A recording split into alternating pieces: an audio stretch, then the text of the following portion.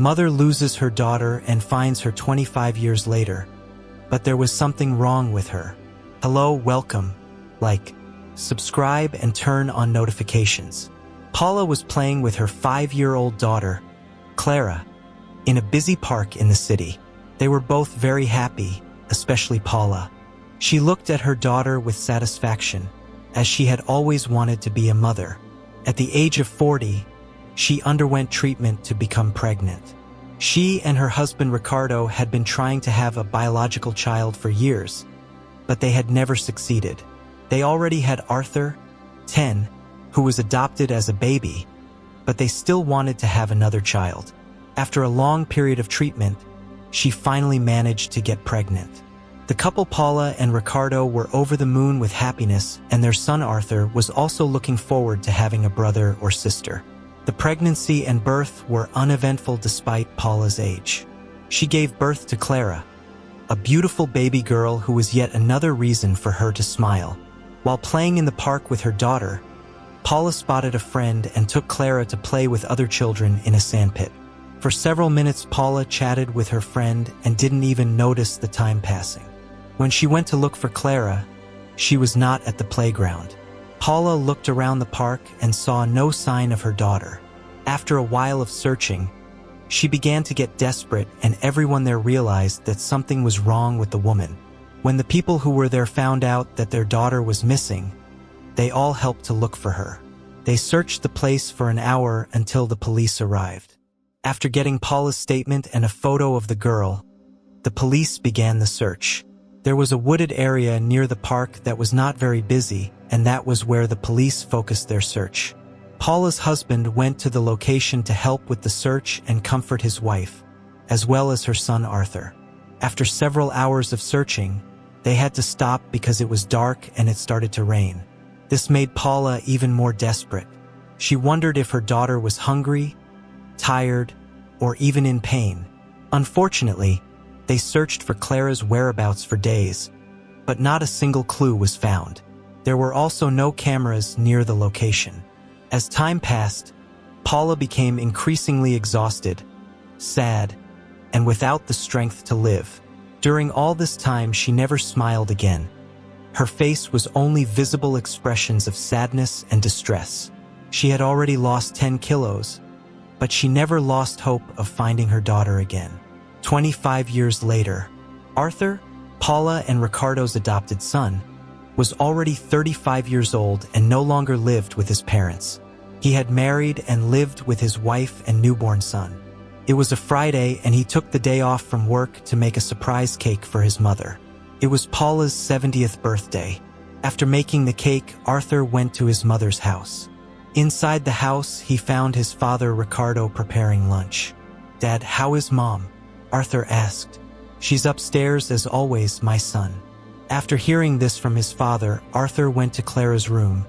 It was untouched and had remained the same since the day she disappeared. Paula was lying down, but she wasn't sleeping. Her eyes stared into space until her son called her. Arthur took his mother's hand and led her into the living room. There he showed her the cake he had made for her. Paula smiled, but it was clear in her eyes that she was not happy. Since her daughter disappeared, she had never known what it was like to be happy again. Every day she wondered what had happened to her and blamed herself for not having kept an eye on her. Paula's birthday was the saddest possible. She showed no reaction and didn't even try to smile at people again. Arthur slept at his parents' house that night. The next day, Ricardo was talking to his father in the kitchen while his mother was watching television. However, their conversation was interrupted by a loud laugh that came from the living room. It was Paula smiling. She was crying and smiling at the same time. She was so euphoric that she couldn't even say a word, but she kept pointing at the television. Arthur and Ricardo looked at the TV, and the article showed a photo of a woman who was found very injured. They asked for help so that anyone who knew any information about the woman could contact them. Arthur noticed that, despite 25 years having passed, the woman in the report was very similar to his sister who disappeared. The color of her eyes, the shape of her face, and even her age matched what her sister would have today. Paula was euphoric and said that they should go to the hospital immediately. There they were able to see the woman more closely, and Paula could not hold back her tears. She looked very much like Clara, and that was when she was sure that the girl was her missing daughter. When the mysterious woman woke up, she was just crying in pain. But Paula went to her side and told her that everything would be okay. At that moment, the woman said that she didn't know her. In fact, she didn't remember anything. She didn't even know her name. Paula said that she would take care of her until she remembered everyone. The doctor said that the amnesia could have been caused by the blow to the head and that it could last a short time, a long time, or never return. Arthur asked how she was found and, according to the doctor, some fishermen found her on the edge of a river, unconscious and all bruised.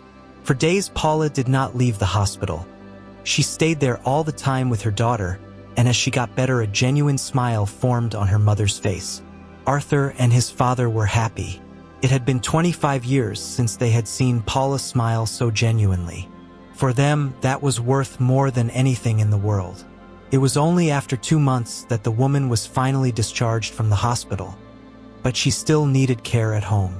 Paula didn't think twice and took her home. Ricardo and Arthur also agreed, because she was Clara, the sister and daughter they had been looking for. Even after all this time, Clara still hadn't recovered her memory. She couldn't remember anything. At home, Arthur and Ricardo renovated the room that had been hers when she was 5 years old into an adult room. The woman had difficulty walking and was unable to do certain basic things like brushing her teeth or taking a shower, but her mother was always there for her, with a smile on her face, happy to have her daughter back. Arthur started to visit his parents' house more and more. His mother was now a totally different person. She was always smiling, had gained weight, and always had a sparkle in her eyes. Her sister Clara was getting stronger and stronger. She was an educated woman. She liked to talk to her father, her brother, but especially her mother, who never left her side.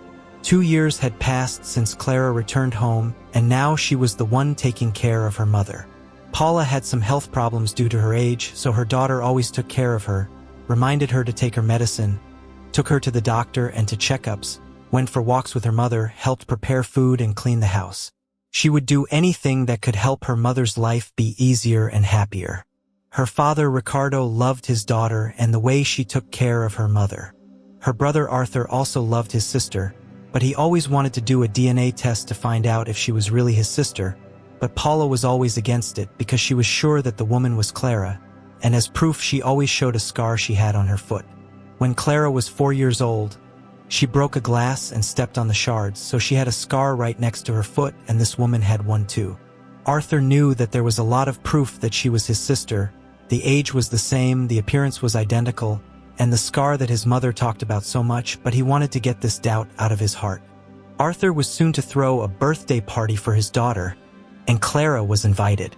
He said that he and his wife were going to a beauty salon and invited his sister to go with them. While Clara and Arthur's wife were getting their hair cut and talking, Arthur dropped his cell phone on the floor next to his sister. He took out his cell phone and put another lock of hair in his pocket. The next day he went to a clinic to do a DNA test, but they told him that he needed 7 to 10 strands of hair with roots. Since the hair had no roots, it would not be possible to do the test.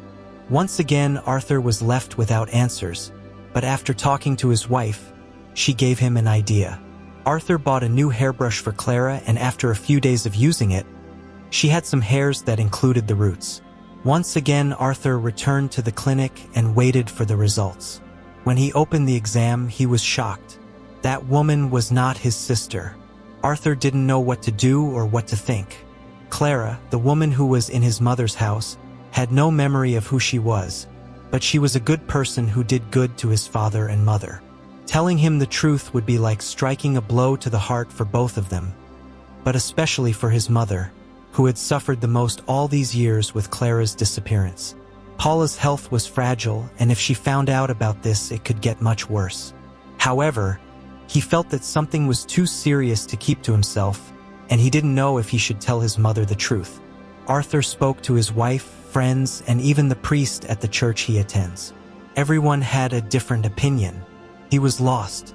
At a family dinner, he watched his parents and the woman they called Clara. Everyone was happy, and he didn't want to ruin that happiness. Arthur wanted to know the opinion of just one more person, the person who had been by his mother's side for decades, Ricardo, his father.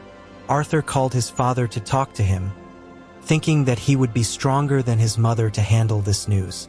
He told him everything he had discovered. Ricardo was silent for a long time and didn't know what to say. For a few moments, Arthur regretted telling his father the truth. Ricardo then smiled at his son and said that he did the right thing. His father said that deep down he felt that the woman was not his daughter, but her presence in that house did everyone good, including him and especially Paula. Even though she wasn't his daughter, he learned to love that girl as if she were. His father said, "Arthur, just as you are adopted and I love you unconditionally, I have also adopted this girl into my heart. As a father, you must understand what it means to love a child. When Clara was born, I had 2 children, one biological, Clara, and one adopted, you. However, I could not distinguish the love I felt between you. For me, it was the same. I feel the same way for this girl who is with us. Your mother has been through a lot in the last 25 years. Don't tell her the truth. It could hurt her a lot. And anyway, she already loves this woman as her daughter. So leave everything as it is." After listening to his father, Arthur felt lighter and understood his father's side. It really was a difficult choice that had no right answer. But at the time, the right thing for them was to hide the truth from Paula.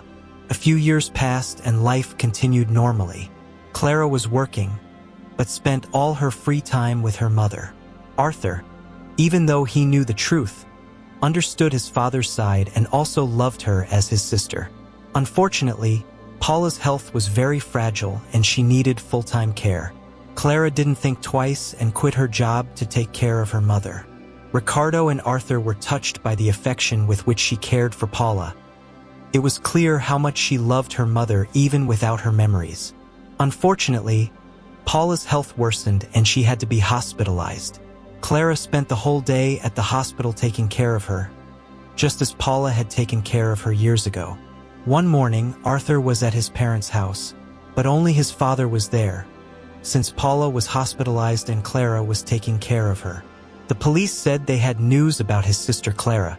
The two got into the police car and were taken to the police station. Arthur was worried. Could the woman in their house be dangerous? The police officer then said he had some sad news. There was a wooded area near where her sister disappeared. After so many years, the area underwent many changes and was cleared to build houses. Employees of a company found the bones of a child in an area that was difficult to access. There was a toy ball next to the bones. An expert examination found that the cause of death was poisoning. The child had been bitten by a snake. According to the police officer, the child probably ran after the ball, which was in a small, hard-to-reach ditch, and fell into the hole where he was bitten by a snake. The police wanted to do a DNA test to see if the bones found belonged to their sister, since she was the only missing child in that area. Ricardo and Arthur agreed to do the test and the result was positive. The girl found was their sister. They both cried a lot. They finally had the answer they had been waiting for. Arthur wished she was alive, but he was relieved to know what had happened to his sister. The two once again decided to hide this from Paula due to her health. In the hospital, Paula was very weak and Clara held her hand. Clara was cuddling her mother, who life gave her, while they both watched television. The main headline on the news read, "Bones of girl missing for 28 years are found in woods near a city park." The bones were confirmed to be those of Clara, a girl who disappeared in the region. According to the experts, the girl was chasing a ball and fell into a small ditch and was bitten by a snake.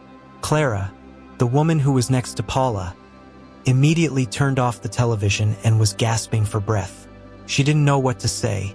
Paula just looked at her and didn't say anything either. Strangely, Paula smiled and said, "You know, I'm relieved to know what happened to my daughter. I always had hope that she would be somewhere living a good life and being happy. But she's not alive, at least she's not suffering. I always knew you weren't Clara, a mother feels. It's something I can't explain, but it's something divine that God gives to mothers. When I went to the hospital and helped bathe you for the first time, I noticed that you didn't have a birthmark like she had, and the scar on your foot that I told Arthur so much about is on your left foot. My Clara's was on her right foot. Don't cry or be afraid. You are a daughter that life gave me. I am a mother, and this divine premonition that God gives to all mothers also told me not to leave you, to stay by your side and take care of you. Clara started to cry, and when she was going to say her real name, Paula interrupted. You don't need to tell me your name. For me, your name is Clara.